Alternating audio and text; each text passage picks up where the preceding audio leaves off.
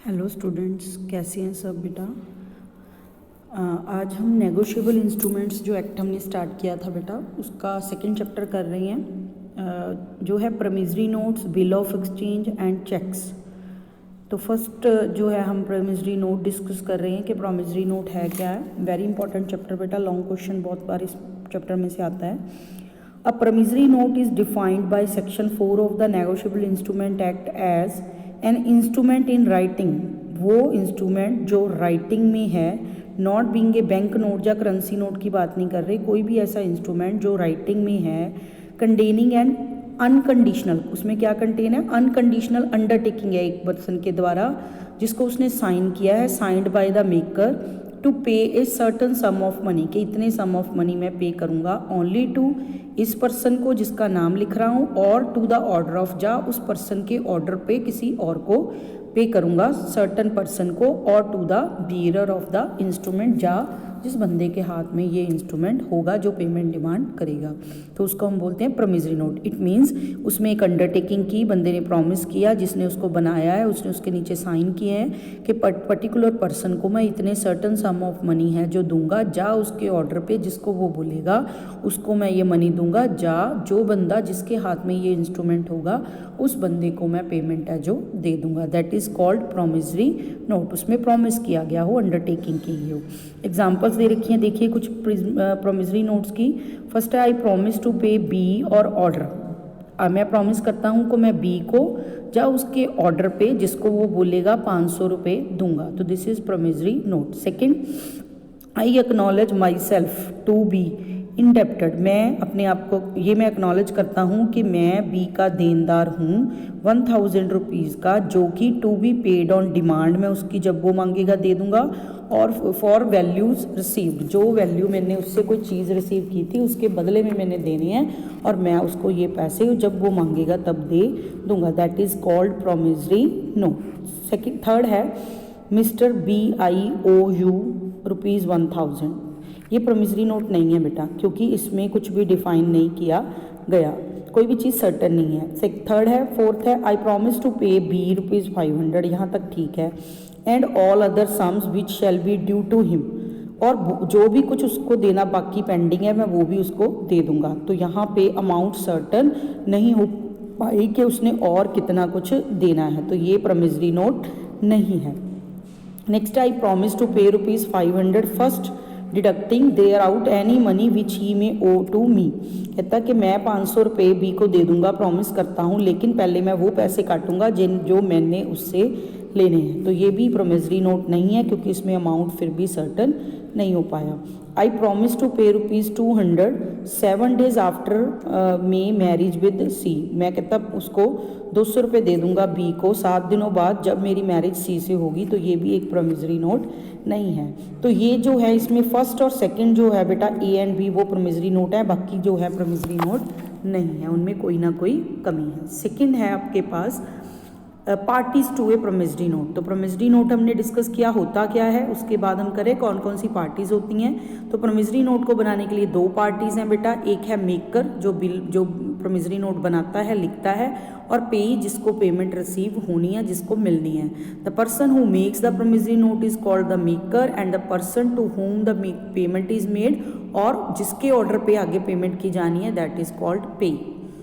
इसके बाद एसेंशियल्स दे रखी हैं प्रॉमिसरी नोट की कुछ कि जो ज़रूरी होनी चाहिए एक प्रॉमिसरी नोट बनने के लिए। फर्स्ट है कि जो प्रॉमिसरी नोट है वो राइटिंग में होना चाहिए, कभी भी वो वर्बल नहीं हो सकता। सेकंड, द प्रॉमिस टू पे मस्ट बी एक्सप्रेस होना चाहिए, वर्ड्स में एक्सप्रेस किया जाना चाहिए, इम्प्लाइड नहीं होगा कभी भी। A mere acknowledgement of debt without express promise to pay is not a promissory note. अगर आप बोलते हो कि हाँ मैंने इसके पैसे देने हैं तो that is not promissory note. हाँ मैं इसके पैसे जब ये मांगेगा या इसके ऑर्डर पे इसको दे दूंगा तो बनेगा कि वो एक प्रॉमिसरी नोट है। थर्ड है द प्रॉमिस टू पे मस्ट बी अनकंडीशनल, जो प्रॉमिस आप कर रहे हो पे करने का वो किसी कंडीशन पे ऊपर डिपेंड नहीं होना चाहिए। A promissory note must contain unconditional promise to pay, ठीक है जी। प्रॉमिस है जो वो pay must not be depend upon the, कोई फ्यूचर की इमरजेंसी जो कंडीशन जब फुलफिल होगी तब वो लागू नहीं होगा, तो कंडीशनल नहीं हो सकता आपका जो प्रॉमिसरी नोट है। नेक्स्ट आपके पास है it must be signed by the maker, जिसने इसको बनाया है उसके सिग्नेचर होने ज़रूरी है। उसकी एब्सेंस ऑफ मेकर के सिग्नेचर में वो वैलिड नहीं माना जाएगा। Signing means writing one's name on some document और पेपर, जिसको हम प्रोमिसरी नोट बोल रहे हैं।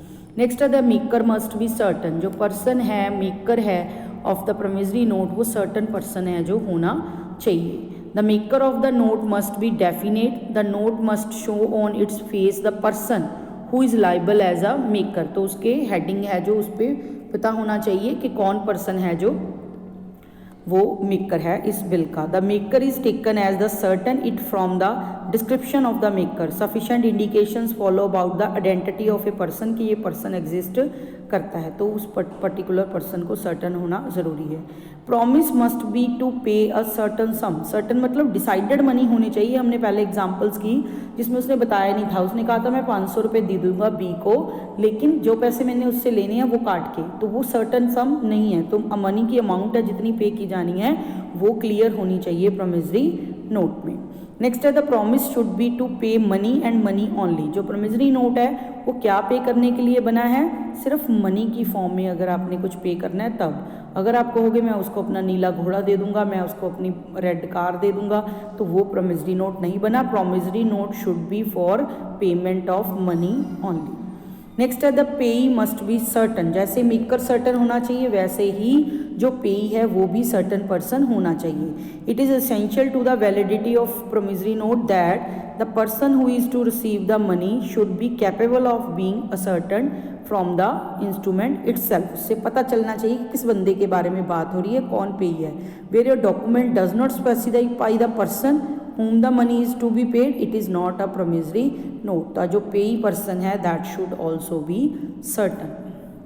नेक्स्ट आपकी एसेंशियल है एक प्रोमिसरी नोट के लिए, दैट इज़ अदर फॉर्मेलिटीज़ हैं जो वो फुलफिल की जानी चाहिए, जैसे कि फॉर्मेलिटीज़ लाइक नंबर हो हर एक प्रोमिसरी नोट का, 1 1 2 3 से आप नंबर शुरू करो, प्लेस लिखा हो उसके ऊपर डेट लिखी होनी चाहिए, अटेस्टेशन वगैरह करवाई होनी चाहिए।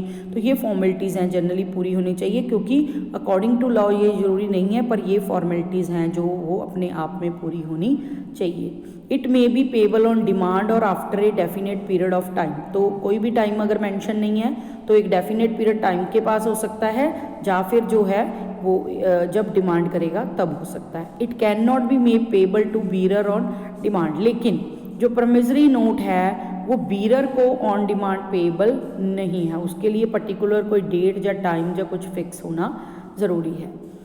नीचे जो है आपको स्पेसिफिकेशन दिया है फॉर्म ऑफ प्रोमिसरी नोट्स में, कोई स्पेशली कहता है ऐसा कोई एक्ट के अकॉर्डिंग कोई प्रोमिसरी नोट की स्पेशल टाइप नहीं है, but all the above essentials जो प्रेजेंट होनी चाहिए एक प्रोमिसरी नोट है जो नीचे लिखी फॉर्म में होना चाहिए, लाइक लेटर फॉर्म में। तो specimen form of promissory note दिया है, ऊपर प्लेस लिख दिया उसने, जैसे कि पटियाला। हम एप्लीकेशन अगर किसी को लेटर लिखते हैं तो इसी तरह से लिखते हैं पटियाला, फिर उसके बाद डेट लिखते हैं 15 जुलाई 2002 इसने लिखी है। उसके बाद on demand I promise to pay Mr. X and Y और order of X and Y ₹2000, words में भी लिखा है फिगर्स में भी लिखा है, विद इंटरेस्ट, इंटरेस्ट के साथ at the rate of 8% per annum for value receive, जिसके लिए मैंने से पहले से कुछ रिसीव कर रखा है उसके बदले में मैं उसको 2000 रुपया दूंगा विद इंटरेस्ट 8% पे ऑन डिमांड जब वो मांगेगा। तो नीचे होगी स्टैम्प, जिस बंदे ने मेक किया है उसके साइन होके नीचे स्टैम्प है जो लग गया। तो this is the specimen for promissory note. अगर आपको एग्जाम में आता है तो आप बना के आइए बेटा जो आपका स्पेसिमन है, तो सिंपल सा स्पेसिमन है। नेक्स्ट है बिल ऑफ एक्सचेंज, ये हो गया हमारा प्रोमिसरी नोट क्या होता है, उसकी क्या क्या एसेंशियल्स हैं और उसका स्पेसिमन। उसके बाद हमारे पास है बिल ऑफ एक्सचेंज। तो बिल ऑफ एक्सचेंज क्या है, सेक्शन 5 डिफाइन है bill of exchange as an instrument in writing. तो ये तो सेम हो गया कि इंस्ट्रूमेंट होता है राइटिंग में होता है, कंटेनिंग एन अनकंडीशनल ऑर्डर, उसमें भी था कि अनकंडीशनल हो, इसमें भी है कि अनकंडीशनल है। साइंड बाय द मेकर, एक तो इसमें ऑर्डर है, पर्सन को पे नहीं करना जरूरी, उसके ऑर्डर पे है, हमेशा पर्सन को नहीं पे होगा, जिसके लिए लिख रहे हो आप उसके ऑर्डर पे होगा। Signed by the maker, maker उसको साइन करेगा। डायरेक्टिंग है, मेकर जो है डायरेक्ट करेगा एक पर्सन को कि तुमने इतने सर्टन सम ऑफ मनी जो है सामने वाले पर्सन को जो पे है उसको पे करनी है, तो उसको हम बोलेंगे। तो इसमें है directing A person to pay a certain sum of money only to or to the order of certain person or to the bearer of the instrument. A bill of exchange is sometime also called a draft. जैसे कि आप हैं, आपको मान लो college में fees जमा करवानी है, तो आप जो है ड्राफ्ट बना के डिपॉजिट करवाते हो. तो आप बैंक के पास जाते हो, उसको जो है एक फॉर्म फिल करते हो कि मैं जो है ड्राफ्ट बनाना चाहता हूँ फलाने फलाने कॉलेज के नाम पे जैसे कि. तो फिर आप क्या करोगे, उसमें डिटेल्स फिल कर दोगे. तो आप बैंक को डायरेक्ट कर रहे हो कि आपने पेमेंट जो है हमारे कॉलेज को करनी है, इतनी पेमेंट. तो उसको हम क्या बोलेंगे, बिल ऑफ एक्सचेंज बोलेंगे. ड्राफ्ट एक तरह का बिल ऑफ एक्सचेंज है, जिसमें एक पर्सन जो है मेकर, आपने बोला जो ड्रॉयर है जिसने ये बिल लिखा, मतलब कि मैं डायरेक्ट कर रहा हूँ किसको, बैंक को. तो बैंक कौन हो गया, ड्राई, जिसको डायरेक्ट किया गया है, डायरेक्शन दी गई है कि आपने पेमेंट है जो करनी है. थर्ड पर्सन हो गया जिसको पेमेंट करनी है, वो हो गया पे. तो 3 पार्टीज होगी बिल ऑफ एक्सचेंज में as compare to promissory note. Promissory note में 2 पार्टीज थी, एक मेकर ऑफ द बिल और एक पेई. लेकिन in case of bill of exchange 3 parties हैं. एक है ड्रॉयर जो लिखता है बिल को, सेकंड है जिसको डायरेक्शन दी गई है, ऑर्डर दिया गया है, और थर्ड है जिसको पे किया जाना है. Parties to a bill, there are 3 parties, drawer, drawee and payee. Essentials of a bill of exchange में है, the essential elements of a bill are more or less than the same of a promissory note and some of the formalities regards date, place etcetera, वो भी इसमें भी लागू होंगी. तो कौन कौन सी, फर्स्ट है it must be in writing में होना चाहिए bill of exchange. Second, it must contain unconditional order to pay होना चाहिए हमेशा. उसमें बोला था अनकंडीशन प्रॉमिस था, इसमें है अनकंडीशनल ऑर्डर, क्योंकि आप नहीं पे कर रहे, आप सामने वाली पार्टी को डायरेक्ट कर रहे हो कि आपने पे करना है. तो अनकंडीशनल वहाँ प्रॉमिस था बेटा, यहाँ ऑर्डर टू पे. नेक्स्ट है it must be signed by the drawer के थ्रू साइन होना चाहिए, उसमें मेकर के through. There must be 3 parties होंगी इस इंस्ट्रूमेंट की, that is drawer, drawee and payee. The order must be to pay a certain sum of money, pay की जाने का ऑर्डर हो. The instrument must contain an order to pay money and money only, कोई और form of money नहीं होगी. It must comply with the formalities लगाई, like date है, कंसिडरेशन है, ठीक है, स्टैंपिंग वगैरह है, तो उसकी फॉर्मेलिटीज फुलफिल होनी चाहिए. तो these are the essentials of a bill of exchange. इसके बाद जो बिल ऑफ एक्सचेंज है प्रोमिसरी नोट की तरह रिटन लैंग्वेज में होता है. कोई भी लैंग्वेज हो सकती है, इट में भी रिटन इन एनी फॉर्म. तो नीचे एक स्पेसिमन है जो आपको बिल ऑफ एक्सचेंज का भी फॉर्मेट दे रखा है, देखिए उसमें लिखी है, ऊपर एक बॉक्स बना के आप उसमें डेट, ऊपर प्लेस लिख दिया, उसके नीचे डेट लिख दी. उसके बाद 3 months आफ्टर डेट, जो डेट ऊपर डाली गई है उसके 3 महीने बाद. तो स्पेसिफिक टाइम दिया गया है, देखो इसमें सिर्फ इसमें ऑन डिमांड नहीं है, bill of exchange on demand नहीं है. उसमें वहाँ था जब वो मांगेगा, यहाँ जब वो मांगेगा नहीं है, यहाँ है 3 महीने किसके बाद, जो ऊपर डेट डाली. जैसे यहाँ पे 31 मई की डेट डाली है तो उसमें 3 महीने जोड़ लो, तब पेमेंट करे कौन, एक्स एंड वाई को. Order the sum of 10,000 rupees for value received. तो ये जो है आपका एक बिल ऑफ एक्सचेंज है. नीचे लिखा है टू मैसर्स PQ चौक सदर मेरठ. ये किसको डायरेक्ट किया है, जिसको पे किसको करना है, XY को. डायरेक्ट किसको किया है, ड्रॉई कौन है यहाँ पे, मैसर्स PQ जो है. तो नीचे जिसको डायरेक्ट किया गया उसको लिखेंगे. जैसे हमने HDFC बैंक को किया तो हम लिखेंगे टू HDFC बैंक, जो भी ब्रांच को आपने किया है. तो this is the format of bill of exchange. नीचे साइन होंगे और स्टैंप होगी किसकी, मेकर ऑफ द बिल की, that is dryer in case of bill of exchange. तो बेटा XY इस केस में हो गया पेई, ड्रॉयर हो गया जहाँ पे जो स्टैंप लगा के जो बंदा साइन करेगा, और PQ हो गया ड्रॉई, जिसको जो है डायरेक्ट किया गया है कि आपने पेमेंट करनी है. तो this is the format of bill of exchange. इसके बाद बेटा एक छोटा सा टॉपिक दिया है कि बच्चे बहुत कंफ्यूज रहते हैं प्रोमिसरी नोट और बिल ऑफ एक्सचेंज में. तो दोनों के बीच में कुछ डिफरेंसेस के पॉइंट दिए हैं. Parties to the contract. सबसे पहले जो प्रोमिसरी नोट है उसमें 2 पार्टीज होती हैं, एक मेकर एंड एक पे. लेकिन in case of bill of exchange आपकी 3 पार्टीज हैं. एक है मेकर ऑफ द बिल जिसको हम बोलते हैं ड्रॉयर, एक है ड्रॉई जिसको डायरेक्ट किया गया है, और थर्ड है पेई जिसको पेमेंट देनी है या जिसके ऑर्डर पे पेमेंट देनी है. सेकंड है नेचर ऑफ पेमेंट. जो पेमेंट है वो अनकंडीशनल प्रॉमिस होता है प्रोमिसरी नोट में, और बिल ऑफ एक्सचेंज में अनकंडीशनल ऑर्डर टू पे होता है. एक्सेप्टेंस है, बिल ऑफ एक्सचेंज में एक्सेप्टेंस की जाती है. जैसे कि मेकर ने बिल लिखा, जो A है उसने B को डायरेक्ट किया कि तुमने C को पेमेंट करनी है, तो A जो मेकर है वो B के पास बिल भेजेगा और B उसको एक्सेप्ट करेगा बिल को, तब वो एक वैलिड बिल ऑफ एक्सचेंज बनेगा. लेकिन प्रोमिसरी नोट के केस में ऐसी कोई एक्सेप्टेंस नहीं होती. Liability of the maker of the, अगर प्रोमिसरी नोट की बात करें तो सबसे पहले प्राइमरी लाइबिलिटी किसकी है, मेकर ऑफ द बिल की। लेकिन अगर बिल ऑफ एक्सचेंज की बात करें तो सबसे पहली लाइबिलिटी किसकी है, ड्रॉयर की, सॉरी ड्रॉई की, जिसको डायरेक्ट किया गया है। अगर हम ए बी सी की बात करें, ए ड्रॉयर है जिसने बिल लिखा, बी जिसके ऊपर बिल लिखा गया जिसको डायरेक्ट किया गया, एंड सी जिसको पेमेंट मिलनी है। तो जो बी है पहली लाइबिलिटी है बी की बनेगी, ड्रॉई की, फिर उसके बाद लाइबिलिटी जिसने बिल बनाया है ड्रॉयर की बनेगी अगर ड्रॉई पे नहीं करता। नेक्स्ट है नोटिस ऑफ डिसऑनर। अगर बिल ऑफ एक्सचेंज होता है तो उसमें नॉन जो पेमेंट है या नॉन एक्सेप्टेंस है उसका नोटिस है वो सारी पार्टीज को देना ज़रूरी है। लेकिन इन केस प्रोमिसरी नोट कोई नोटिस ऑफ डिसऑनर देना ज़रूरी नहीं है, क्योंकि दो ही पार्टी है, एक ने डिसऑनर किया तो दूसरे को पता चल ही जाएगा। नेक्स्ट है makers position. The dryer of a bill of exchange stand in immediate relationship भी उसका जो है वो with the acceptor and not the पेई। तो एक्सेप्टर के पास है, ड्रॉयर और ड्रॉई का आपस में रिलेशनशिप है, ड्रॉयर और पेई का कोई रिलेशनशिप नहीं है। While the case of promissory note की अगर बात करें तो maker stand in immediate position with the पेई, दोनों का आपस में रिलेशनशिप है। नेक्स्ट है nature of acceptance. Promissory note can never भी कंडीशनल, नहीं हो सकता कभी भी प्रोमिसरी नोट, लेकिन बिल ऑफ एक्सचेंज कंडीशनल हो सकता है, कंडीशनली एक्सेप्ट किया जा सकता है। Copies A bill of exchange can be drawn in sets में बनती हैं क्योंकि तीन पार्टीज हैं, लेकिन प्रोमिसरी नोट है जो वो सेट्स में नहीं बनते।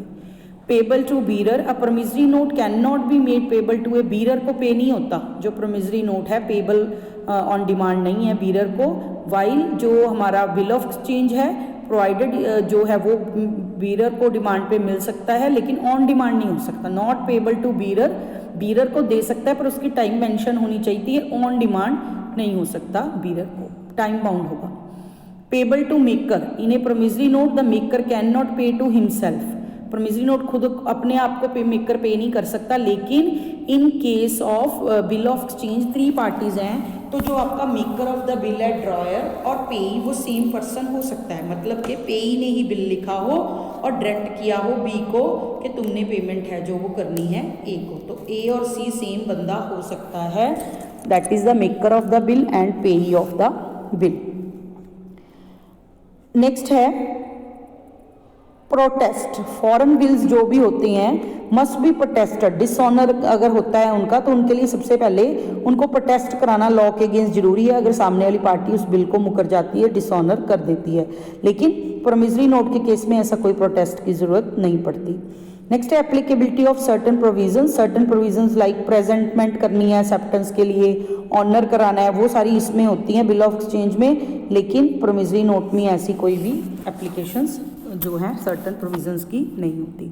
तो ये था बेटा आपका प्रोमिसरी नोट क्या होता है, बिल ऑफ एक्सचेंज क्या होता है, दोनों के हमने एसेंशियल्स कर लिए, जो सैम्पल जो उसका स्पेसिमन है वो हमने डिस्कस कर लिया, और दोनों में क्या डिफरेंसेस हैं वो आज हमने कवर किए। तो मिलते हैं बेटा नेक्स्ट वीडियो में।